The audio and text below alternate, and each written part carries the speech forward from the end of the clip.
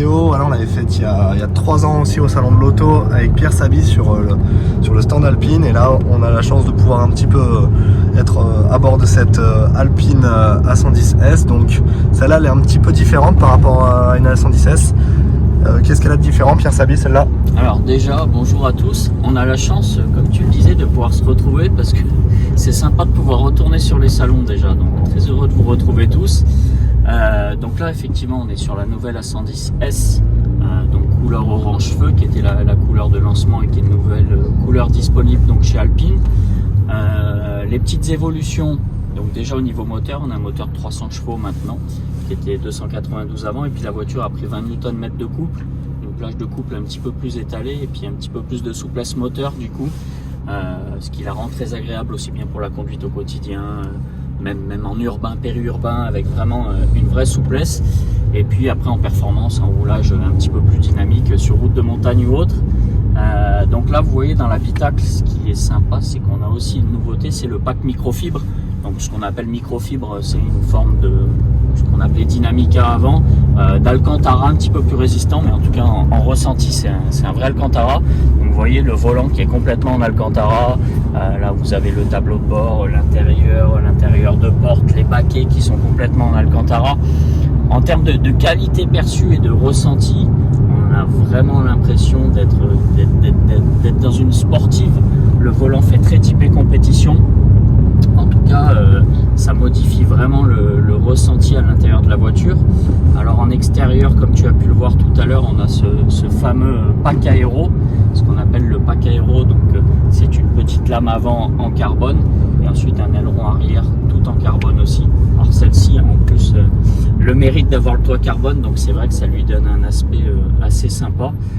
Il faut noter également que ce pack aéro n'a pas seulement un attrait visuel, mais a des vraies qualités en termes d'aérodynamique. Donc bien sûr, quand on parle d'aérodynamique, c'est quand même à haute vitesse, mais rajoute environ 150 kg d'appui aérodynamique, ce qui n'est pas négligeable. Voilà. Okay. On en parlait tout à l'heure également. Système d'ordinateur de bord qui a évolué aussi. Donc ça, c'est sur toutes les nouvelles versions. Que ce soit donc la 110 qu'on appelait la pure avant, la GT qui était la légende avant, qui bénéficie aussi du moteur de 300 chevaux maintenant, ouais. Ou cette nouvelle S, donc on a un nouvel ordinateur de bord et puis avec les technologies modernes, okay. Apple CarPlay, Android Auto, voilà. Tu me parlais des différents modes de conduite tout à l'heure. Ouais, tout à fait. Bah regarde, là on est en ville, ouais. Donc on peut se rendre compte aussi donc en roulant avec le mode normal que l'on a là. Tu vois, les rapports se passent très tôt, on a une cartographie de boîte de vitesse qui fait que du coup les rapports se passent très tôt, on consomme peu de carburant, on a une vraie souplesse de conduite, ouais. On a une direction qui est très douce, c'est voilà, une voiture qui est même agréable à conduire en ville, ouais. Et puis après c'est vrai que donc, en faisant évoluer les modes, donc avec ce mode sport, tu vois, alors même l'interface a complètement changé ici, le rapport de boîte qui s'affiche en plus gros, les newton-mètres de couple en haut qui défilent en temps réel, les chevaux utilisés en temps réel aussi. Puis après, donc, ça joue un petit peu sur la direction, bien évidemment, sur l'échappement avec ce système d'échappement sport actif. Donc, on a une voiture qui est modifiée en termes de ressenti et puis à l'oreille. Et puis après, on a ce fameux mode. Donc là, bien évidemment, c'est pas le meilleur endroit pour l'utiliser, mais je vais te montrer ça.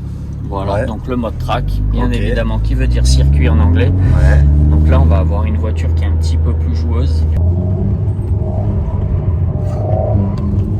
Ça part en drift. Ça se fait plaisir. Il va rester 15 à 20% de SP environ. Ok. On peut bien évidemment rouler qu'en palette avec, ce qui va avec une conduite dynamique et puis une boîte qui est un peu plus virile, tu vois, qui met des petits à-coups au passage de rapport. On va vraiment être sur une auto plus nerveuse. C'est un comportement de piste. Ouais. Voilà. Ok.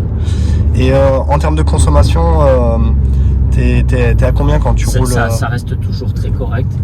Très honnêtement, à peu près, avec ouais. Cette nouvelle motorisation en 300 chevaux, il faut toujours rappeler qu'on est sur une voiture qui fait 1 tonne 100. C'est vrai qu'on a tellement plus l'habitude aujourd'hui d'avoir des voitures aussi légères que là on va être sur des consos en mixte, franchement entre 7 litres et 7 litres et demi. Au régulateur sur autoroute à 130, ouais. Franchement on arrive à faire moins de 7 litres. Alors bien évidemment après quand on va taper un petit peu plus dans la voiture, automatiquement on va être sur des consommations supérieures, mais ça reste toujours à échelle très très correcte sur une Alpine. Oui, après c'est comme avec chaque voiture un peu sportive, de toute façon dès qu'on tape dedans. Oui, mais nous ça reste quand ça reste même correct, très très raisonnable. Ok. Et si toi, tu devais donner 3 points forts et peut-être 3 points, on va dire, faibles à la voiture, qu'est-ce que tu pourrais lui reprocher par exemple? 3 qualités, 3 défauts ou ce que toi... Qualité, en tout cas là sur cette nouvelle S, ce que j'ai tout de suite, allez-y madame, je vous en prie, ce que j'ai tout de suite adoré, c'est cet intérieur là, vraiment avec le pack microfibre, ça crée une ambiance intérieure très typée racing, donc ça c'est super appréciable. Le nouveau moteur de 300 chevaux qu'on retrouve également sur la GT, donc qui permet vraiment un vrai confort de roulage, ouais. Voilà, de la souplesse moteur, du couple à tous les étages. Et puis bien évidemment, là, ça aligne avec le kit aéro extérieur qui lui donne pareil un aspect très typé compétition, un petit peu inspiré de ce qu'on peut retrouver sur la GT4 ou la RGT qui évolue en compétition auto. Donc c'est aussi, il faut le rappeler quand même, un petit peu l'ADN d'Alpine, la compétition auto. Donc là, on s'en rapproche vraiment là-dessus. Ok. Petit défaut. Ouais, c'est un petit truc à reprocher. Franchement, j'ai pas énormément de défauts à donner sur l'Alpine. J'avoue que j'y pense pas trop. Écoute, je vais y réfléchir. J'ai pas encore de défauts à trop lui donner. Bon, alors peut-être, on en parlait tout à l'heure, que l'écran de bord pourrait être un peu plus incorporé. Ouais. Après, très honnêtement, pour quelqu'un qui va acheter une Alpine, la priorité c'est vraiment le comportement routier, le plaisir de roulage. C'est vraiment une auto-plaisir. J'en parlais encore tout à l'heure sur le stand avec des clients qui viennent nous rendre visite. Franchement, j'ai pas de clients qui sont mécontents de leur Alpine, donc c'est vraiment une auto-plaisir avant tout. À mentionner quelque chose aussi d'important aujourd'hui, tout le monde est mis en courant des contraintes que l'on a sur les malus écologiques sur les voitures. La plupart des constructeurs qui font du 100% thermique, donc pas de l'hybride ou de l'électrique, et ont des contraintes de malus écologiques très importantes. Nous, ça reste très très correct. On va osciller entre environ 1100 € pour une A110 classique jusqu'à 1900 € sur une ES. Ce qui est très faible aujourd'hui, pour un malus. Très faible. D'ailleurs, les gens le découvrent quand on échange un petit peu sur le stand là. Quand on annonce les malus, les propriétaires de grosses GT thermiques rigolent presque. Voilà.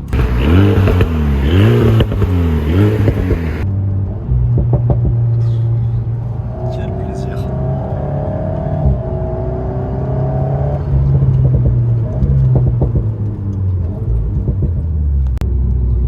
Donc petit retour sur l'Alpine, très vite fait, je l'ai conduit, j'ai pas vraiment pu la tester, mais voilà, sur ce que j'ai senti, déjà c'est une auto, elle est très ferme vu que c'est une sportive, donc de toute façon ça va avec. Elle est assez rigide, mais on a un super bon maintien dans les sièges. Les sièges sont baquets et ça c'est agréable. On se sent pas étouffé dans les sièges. Et voilà, sur les accélérations, on voit que ça marche bien. Il y a une bonne reprise.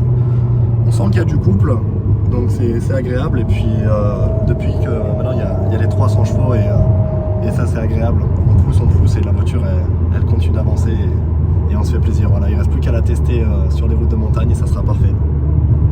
Moi juste sur le frein, je trouve que la pédale elle est un petit peu trop ferme. Je sais pas ce que toi t'en penses, mais c'est justement c'est le but en fait. Quand tu as des autos de sport comme ça, ce qui m'aime bien, c'est tu vois, d'avoir une bonne attaque de frein au début et de freiner de façon dégressive. Donc le fait que ta pédale soit ferme avec une course assez courte, ça te permet d'être assez précis sur ton freinage. Alors oui, effectivement, des fois pour la conduite de tous les jours, en milieu urbain, périurbain, ça surprend un petit peu, mais en fait il faut prendre l'habitude d'attaquer le frein. Voilà, tout simplement. C'est vrai que globalement les gens, même au quotidien, s'aperçoivent qu'ils ont du mal à freiner. C'est vraiment fait pour freiner, donc faut pas hésiter à taper dans les freins. Alors oui, je te l'accorde, c'est un petit peu ferme au début. Moi ce que je trouvais, c'est que tout à l'heure j'ai essayé de freiner et même en appuyant fort, j'avais du mal à arrêter la voiture en fait. C'est ce que j'ai ressenti. C'est parce que souvent les véhicules que l'on utilise au quotidien ont des pédales plus molles et plus spongieuses avec plus d'assistance au freinage, ce qui les rend du coup moins précises et moins efficaces. Là, tu as un freinage qui est vraiment efficace. Mais il faut l'attaquer. Voilà. Et super, merci à toi pour ce petit essai. Et puis, écoute, au plaisir de conduire. Merci, et puis au plaisir.